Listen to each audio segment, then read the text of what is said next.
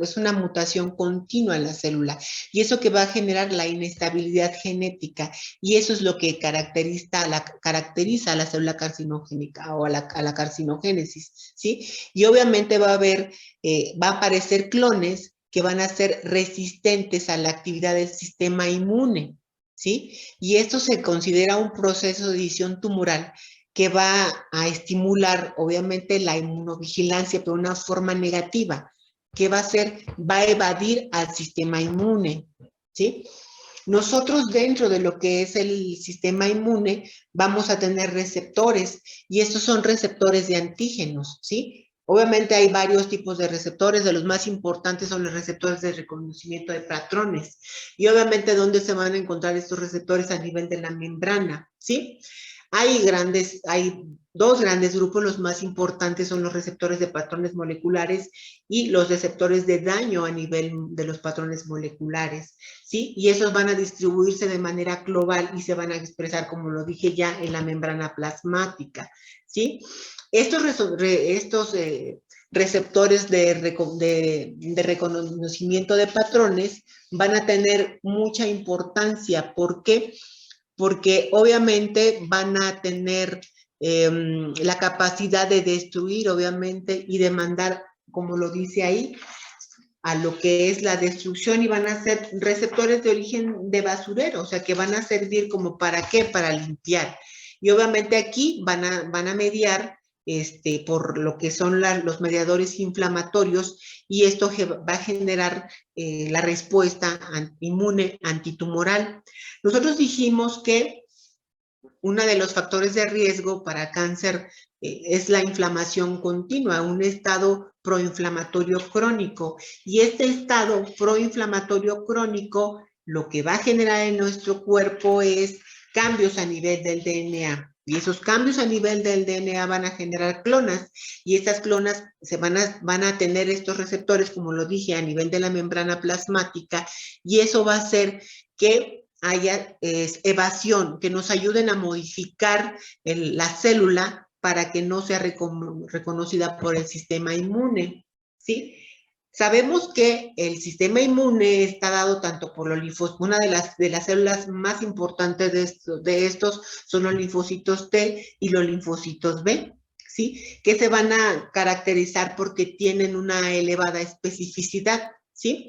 Van a ser los receptores de las células B y los receptores de las células T.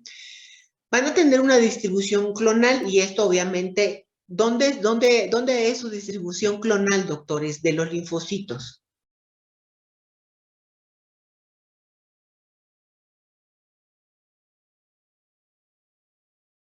¿De dónde se originan sobre todo los linfocitos? ¿Qué importancia tiene el origen de esto? Pues tienen su origen en la médula ósea, pero maduran en timo y vaso, ¿no? Pero ¿dónde se expresan más? Pues obviamente durante la linfopoiesis, y esto es a nivel de lo que es el órgano linfoide, y obviamente a nivel de la médula ósea en caso de los linfocitos B. ¿Y los linfocitos de dónde se van a producir, doctores? En el timo. Claro, en el timo. Y obviamente son los linfocitos T, que van a ser los CD4, que son los auxiliadores, y los linfocitos T, que son los linfocitos TSD8. Ambos receptores van a tener un reconocimiento de antígenos, y son antígenos de muy alta variabilidad de composición de aminoácidos, y que van a conferir a las poblaciones celulares una gran diversidad de reconocimientos en la variabilidad de la codificación de la línea, sobre todo de la línea germinal. Y aquí, como lo estoy diciendo, de hecho, la misma diapositiva le da la respuesta. O sea, los linfocitos B se van a producir a nivel de la médula ósea, y los linfocitos T se van a producir a nivel del timo, que son los linfocitos cooperadores y los linfocitos citotóxicos, que son de suma importancia en la inmunovigilancia. ¿Por qué? Porque son parte del sistema que se echa a andar. Más al rato vamos a ver un diagrama que está en el artículo que les di, que es un artículo muy bonito porque es un resumen de lo que es el sistema inmune desde el punto de vista oncológico, ¿sí? Dentro de lo que son los antígenos asociados a tumores, obviamente aquí hablando sobre todo, perdón, me estaba saltando, de los linfocitos T y de los linfocitos B, van a tener en su estructura dominios de reconocimiento de los antígenos. Y estos dominios van a ser zonas de muy alta variabilidad de composición de aminoácidos. Esta variabilidad no va a codificar en la línea germinal, ¿sí? Nosotros también, ¿cómo es la inmunidad adquirida, doctores?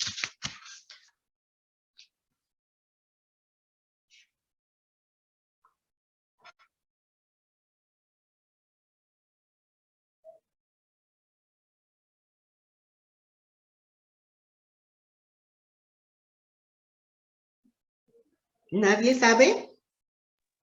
Pues es por el reconocimiento de antígenos que da la activación de la célula.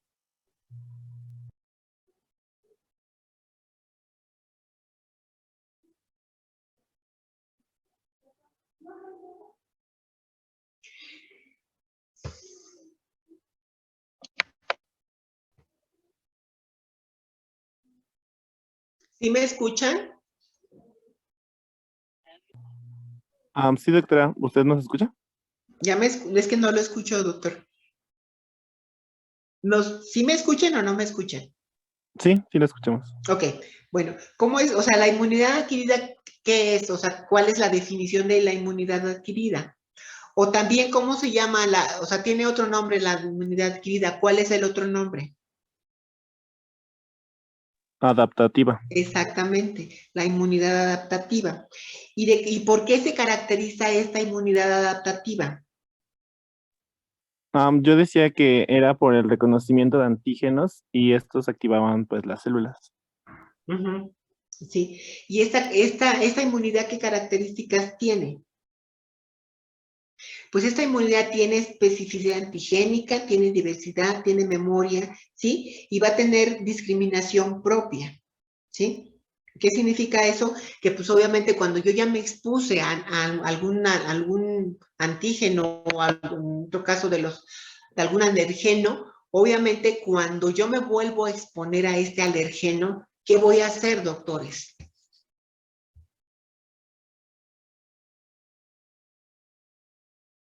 Pues obviamente voy a hacer una respuesta mucho mayor. Precisamente por eso, cuando yo soy alérgica a cierta sustancia, no me puedo volver a exponer esa sustancia. ¿Por qué? Porque si yo me expongo a esa sustancia, voy a hacer una reacción antígeno-anticuerpo muchísimo mayor y es lo que en un momento dado, por ejemplo, da lo que es la respuesta de angioedema, que el paciente puede morir secundario a un proceso inflamatorio agudo, secundario obviamente a la exposición de antígeno-anticuerpo. Eso es lo mismo que nos va a pasar cuando en una mutación, esa célula va a tener una exposición y cuando hay una exposición repetitiva, si yo tengo mi sistema inmunológico activo al 100%, ¿qué va a suceder cuando haya una mutación y sea reconocida por alguno de estos? Los linfocitos T, por ejemplo, citotóxicos, hablando de lo que producimos a nivel del timo. ¿Qué es lo que creen que pase con una célula neoplásica, doctores? Pues la va a destruir, ¿sí? Ese es el objetivo de lo que es la célula.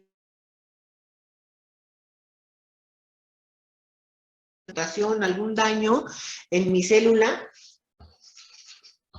¿Sí me escuchan? Es que no sé si realmente me están escuchando o no. Sí, sí, Ok, sí. cuando yo tengo esa exposición repetitiva a estas células neoplásicas, si yo no tengo inmunosupresión, obviamente estas células, las natural killer, como dijo la doctora, como dijo el complemento, que aparte de esas natural killer, complemento, los linfocitos CD4, los linfocitos CD8, ¿qué pasa en los pacientes con inmunodeficiencia adquirida, doctores? O con SIDA. Pues no responden bien a las alteraciones. ¿Por qué? ¿Qué células están disminuidas ahí? Hay un chequeo que se les hace cada determinado tiempo, por ejemplo, cuando se da un retroviral, los infectólogos o el médico internista o quien lo esté checando, o por ejemplo, en este caso nosotros los oncólogos, porque como vimos, el sistema inmune abatido genera neoplasias y una de ellas es el sarcoma de Kaposi. Yo doy quimioterapia y lo que yo le pido siempre a mi paciente cuando va conmigo a la consulta son el cuenta de CD4. La cuenta de CD4, esos son los linfocitos T auxiliadores, son los que me van a decir qué tan buen funcionamiento tiene el sistema inmune. Entre más cuenta de CD4 tengo, yo sé que tengo más linfocitos cooperadores y esto me va a ayudar a destruir sobre todo las infecciones, ya sea por bacterias o por virus. ¿Por qué? Porque estos pacientes son muy susceptibles a infecciones, ¿ok? Bueno, entonces, aquí, por ejemplo, los linfocitos T, ya dijimos que tienen una combinación de varios genes y obviamente van a tener inserción de nucleótidos y obviamente van a tener un sentido de recombinación y obviamente van a tener algo que se llama selección clonal, que puede ser una selección clonal positiva, que va a ser segura para la supervivencia de los linfocitos B y T. Y obviamente esto la importancia de esta selección clonal, sobre todo positiva, es para el reconocimiento adecuado de los antígenos, ya sea por un tumor o antígenos por un virus o antígeno por una bacteria. La selección negativa son los clones propios para lo que es la alta afinidad, para eliminar obviamente una selección negativa que significa para eliminar, para hacer lo que es la apoptosis, ¿sí? Ahora, dentro de los linfocitos T, y esto es muy importante para nosotros como oncólogos, ¿alguien quería preguntar algo? Creo que no, doctor. Aquí es muy importante estos linfocitos T-Rex, estos de recién investigación, porque no se conocía mucho acerca de este tipo de linfocitos y son linfocitos T, que son linfocitos reguladores, y estos linfocitos T-Rex se van a producir a nivel de lo que es, dijimos, el timo, ¿sí? ¿Y esto qué va a hacer? Esto va a determinar la respuesta inmune y la respuesta inmunitaria a nivel periférica, y eso es a nivel, esta población, juntos con los linfocitos T reguladores, van a inducir la participación de los mecanismos de evasión tumoral. Se dice que cuando se activan este tipo de linfocitos, es cuando viene la evasión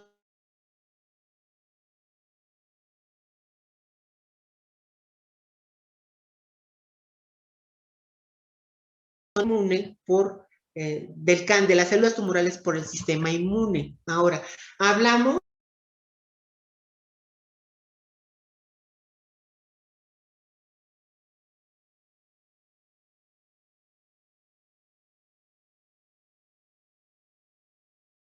No se escucha, doctora.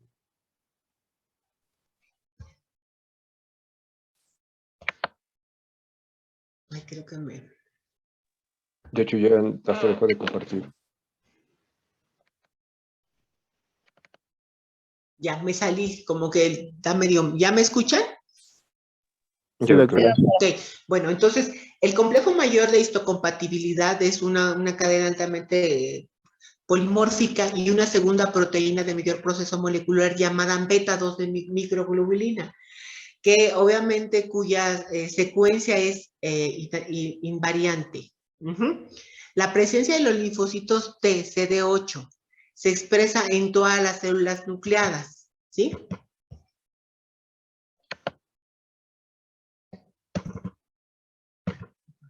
Sí. Y obviamente también tenemos el complejo mayor de histocompatibilidad tipo 2, que va a estar originada por cadenas pleomórficas de similar peso molecular, una membrana alfa y una membrana beta. Y esta está en relación a que presenta los linfocitos CD4, ¿sí? Que son los linfocitos citotóxicos, los linfocitos cooperadores como tal. El complejo mayor de histocompatibilidad va a depender de las células presentadoras de los antígenos. ¿Cuáles son las principales células de presentadoras de los antígenos, doctores? Los macrófagos, las células dendríticas y Las principales son, de hecho aquí están, doctora, son las células dendríticas, ¿sí? Sí, las células dendríticas son las primeras que se van a poner en contacto con cualquiera, esas son las que van a actuar como células presentadoras y obviamente están los macrófagos, los linfocitos B, los basófilos, los linfocitos T gamma y los linfocitos B de delta. Dentro de lo que es el complejo mayor de histocompatibilidad, obviamente es una de las maquinarias de procesamiento y presentación de antígeno y esta va a estar dada está compuesta por una gran diversidad de moléculas. Obviamente que van a ser van a asegurar como tal la fragmentación del antígeno y el acoplamiento de los péptidos generados por el complejo mayor de histocompatibilidad tipo 1 y la expresión en la membrana de la molécula. Durante este proceso de antigénico, las moléculas endócrinas en cada célula o generadas como consecuencia, ya sea como les dije, infecciones intracelulares que pueden ser processadas llamadas por la vía endógena, y los péptidos que son presentados por el antígeno mayor de compatibilidad tipo 1 y los linfocitos T CD8, ¿sí? Las moléculas de lo que es el complejo mayor de histocompatibilidad, obviamente van a tener un receptor procesado por las células presentadoras de antígeno, que son los péptidos que van a presentar el complejo mayor de histocompatibilidad tipo 2 a los linfocitos T cooperadores. Puede haber una presentación cruzada de este proceso y este proceso alternativo va a ser generado por antígenos exógenos que van a permitir que el complejo mayor de histocompatibilidad tipo 1 haga algo que se llama una presentación cruzada y esto va a ser muy importante para presentar los antígenos virales con los linfocitos CD8. Esta capacidad del sistema inmune de controlar la presentación esta presentación cruzada, perdón, va a tener la capacidad de progresión al cáncer y es una medida muy importante. Hay una presentación cruzada entre los linfocitos, el complejo mayor el complejo mayor de histocompatibilidad 2 con el 1, hay como que se entrecruzan. Sí, y este entrecruzamiento puede controlar la progresión a lo que es las células cancerígenas. De tal manera que la inmunovigilancia es precisamente la reducción de la inmunogenicidad de las células neoplásicas al afectar los mecanismos de procesamiento y la presentación de antígeno.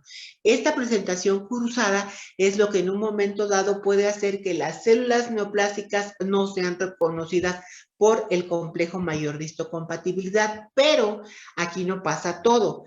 Aparte de que tenemos los linfocitos T, el complejo que está dado por los linfocitos T, los linfocitos B y los receptores de antígeno, tenemos las citocinas y las quimiosinas, ¿sí? Que van a generar, van a ejecutar y van a regular. Las citoquinas se van a agrupar como una función de estructura y van a hacer que los receptores sean reconocidos y obviamente van a tener una función principal. Dentro de las funciones principales de las citoquinas es la actividad coordinada de las quimiosinas y sus receptores a las moléculas como selectinas o integrinas que van a regular la migración de las diferentes células del sistema inmune. ¿Sí? Y estas van a ser muy relevantes en cuanto a lo que es el tráfico celular, la actividad coordinada de las citoquinas y sus receptores, ¿ok? Dentro de lo que es la inmunovigilancia tenemos las inmunoglobulinas. ¿Cuántas inmunoglobulinas tenemos, doctoras? 5. ¿Cuáles son?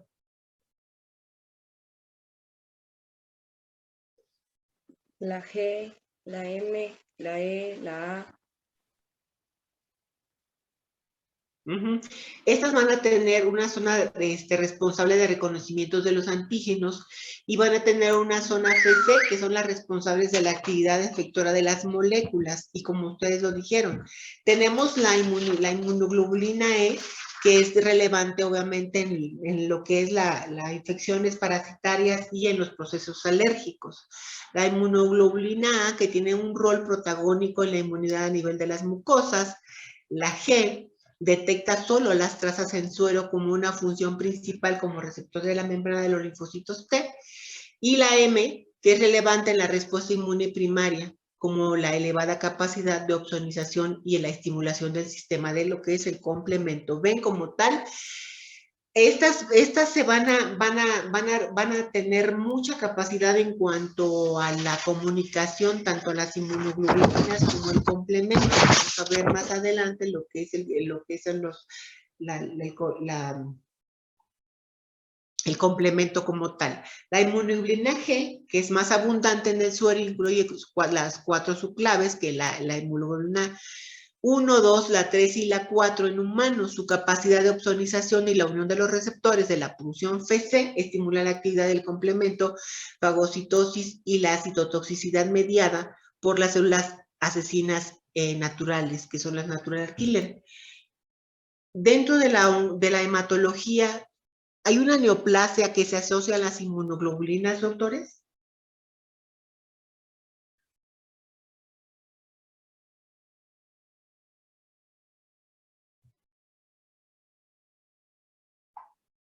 Ustedes ya vieron hematología. ¿Cuál es la neoplasia que se asocia a las inmunoglobulinas?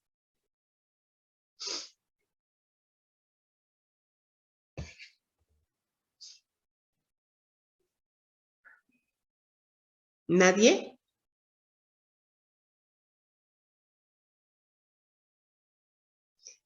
El mieloma múltiple, doctores. El mieloma múltiple, de hecho, siempre se tiene que verificar las inmunoglobulinas y dependiendo, ahí que es el mieloma múltiple que es secretor y no secretor, y este se asocia a las inmunoglobulinas. Si se termina la clase, nos vamos a unir a la misma, por favor, ¿sí?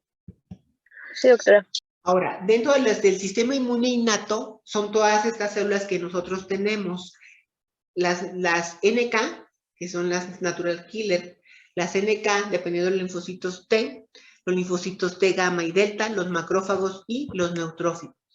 Dentro del sistema inmunitario, obviamente van a estar formada por varios sistemas y uno de los principales es el reconocimiento de los sistemas, de las sustancias de organismos extraños, obviamente que se encuentran en el interior del cuerpo y la eliminación de estos agentes. Y obviamente, ¿qué otra parte tiene que importante de lo que es el sistema inmunitario? Distinguir los elementos extraños del organismo al no propio. Lo que normalmente está presente en el cuerpo y lo que no está presente en el cuerpo.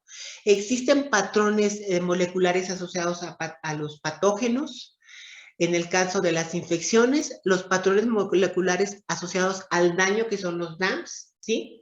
Y estos patrones moleculares a través de la unión de los receptores de reconocimientos, que son los PRR, y que obviamente estos van a estar presentes en las células dendríticas y en los macrófagos. Dentro del sistema inmunitario, los tumores no pasan inadvertidos, pero son capaces de desarrollar mecanismos para evadir la respuesta o la presión del sistema inmune. Una de las cosas muy importantes dentro de esto es el microambiente tumoral. Obviamente, este microambiente tumoral muchas veces no es rico en señales que puedan ser detectadas por el sistema inmune, ¿sí? Y de estos patrones que ellos tienen son los PAMPs y los DAMPs. Dentro del sistema inmunitario, los tumores tienen alteraciones propias en el equilibrio de los procesos de replicación, y esto es mutaciones en el DNA y otras alteraciones dentro de la expresión de las proteínas a nivel de lo que es el microambiente tumoral. Dentro de estas proteínas son los llamados antígenos asociados a tumores, ¿sí? dentro de lo que es el diseño de la célula o de la nueva célula, dentro de estas, pues obviamente las más importantes son las mutaciones. Y esta mutación puede generar antígenos que son asociados a tumores, y esos antígenos no van a tener, esos antígenos que generan la célula tumoral no va a tener la célula inmunológica la capacidad de reconocerlos. De tal manera que una pregunta dentro de lo que es el cáncer, ¿qué es el sistema inmunitario? El sistema inmunitario está formado por un conjunto de células y moléculas cuyas funciones principales son el reconocimiento de sustancias y órganos extraños que se encuentran en el interior del cuerpo y, obviamente, la eliminación de estos agentes. Es muy importante el sistema inmune para reconocer los elementos benignos que normalmente están presentes en nuestro interior, o sea, en nuestro cuerpo, o los dañinos, que son los no propios. Y esto es muy importante para la eliminación de sustancias y agentes extraños de las células del sistema inmune. Obviamente, los PAMs son patrones, como dijimos, asociados a patógenos en el caso de infecciones. Y los DAMs son patrones moleculares asociados al daño o a situaciones dentro de lo que es la muerte celular no fisiológica. Ahora, hablando de los antígenos tumorales, obviamente esto es muy importante porque la respuesta inmune es eficaz y es un requisito imprescindible para que el tumor sea detectado como un elemento extraño por parte de la identidad a nivel de lo que es la célula. Estas señales de identidad propias del tumor que no dejan que las moléculas tumorales de características proteicas de dominio, o sea, los antígenos tumorales. Y aquí estos son los antígenos importantes que nosotros tenemos, o los antígenos específicos del tumor, ¿sí? Los antígenos que se encuentran a nivel de la superficie, los antígenos asociados a tumor y los antígenos registrados al tejido, ¿sí? Estos son las siglas en inglés. Estos son los diferentes antígenos que nosotros vamos a tener que se desarrollan dentro del microambiente tumoral, ¿sí? ¿Cómo funciona nuestro sistema inmunitario? Es otra pregunta muy importante, ¿sí? Para que el sistema inmune tenga una respuesta inmune eficaz, el requisito es que el tumor sea detectado como un elemento extraño, ¿sí? Que por parte de unas señas de identificación sean distinguidas y que existen en el organismo. Estas señas son 3, ¿sí? Los antígenos específicos del tumor, los antígenos asociados al tumor y los antígenos que son restringidos al tejido, ¿sí? ¿Qué sucede cuando hay un fallo? Las células tumorales consiguen desarrollarse y avanzan en nuestro organismo, ya que el microambiente tumoral no es rico en patrones moleculares que conforman los PAMs o los DAMs. Dentro de estos patrones o el desarrollo del cáncer, los PAMs y los DAMs son muy importantes. ¿Por qué? Porque son moléculas del microambiente tumoral que ahora se sabe que existen en los tumores y que esto hace que el sistema inmune sea evadido. Dentro de la inmunovigilancia, obviamente, como dijimos al principio, las células dendríticas son las primeras que van a entrar ante cualquier reacción antígeno-anticuerpo, que van a funcionar como células presentadoras de cualquier anticuerpo. Obviamente, esto es en la fase de captura, en la fase 1. En la fase 2, las células dendríticas van a estimular al sistema inmune y esto va a ser mediada por los linfocitos. ¿Y en dónde es? Obviamente en el nódulo linfático.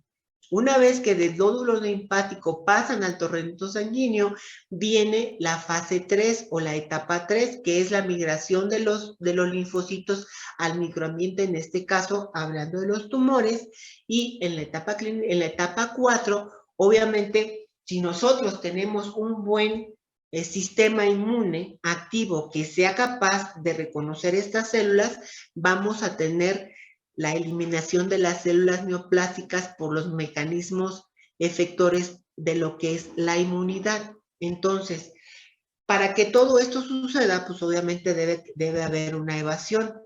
¿Cuál es el ciclo inmune del cáncer? 1. Dijimos, la liberación de antígenos de las células cancerosas. Obviamente aquí, con las células presentadoras, que son las células dendríticas, aquí las células cancerosas pueden ser destruidas.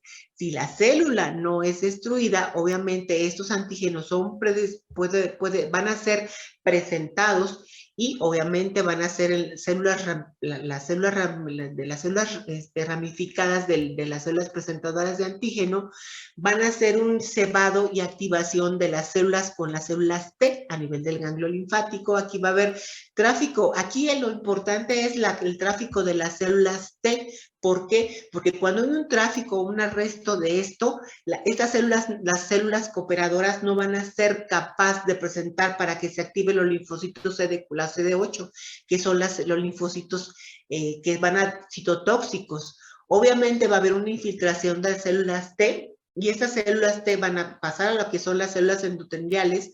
Aquí no va a haber aquí cuando hay una célula que no es reconocida, va a ser, van a derivar, obviamente, aquí dependiendo de dónde sea. Aquí estamos hablando de las células a nivel de lo que es la médula ósea, porque todo esto se va a producir a nivel de la médula ósea, y obviamente si hay un reconocimiento antígeno-anticuerpo, aquí va a haber una matanza de las células cancerosas, o bien el sistema inmune no puede hacer esta destrucción de las células cancerosas. ¿Cuáles son las células que van a actuar dentro de toda esta cascada? Obviamente va a ser la liberación de antígenos, y que va a estar, puede haber aquí la destrucción, o bien van a actuar el factor aquí va a ser el factor de necrosis tumoral tipo alfa, la interleucina 1, el factor de necrosis tumoral, lo que es el alfa. Aquí va a ser los CD4, los CD40, aquí son todas estas, las interleucina 10, la interleucina 4 y la interleucina 13, que van a actuar a nivel del segundo paso, aquí con las células dendríticas. Obviamente, cuando hay cebado y activación, van a actuar todos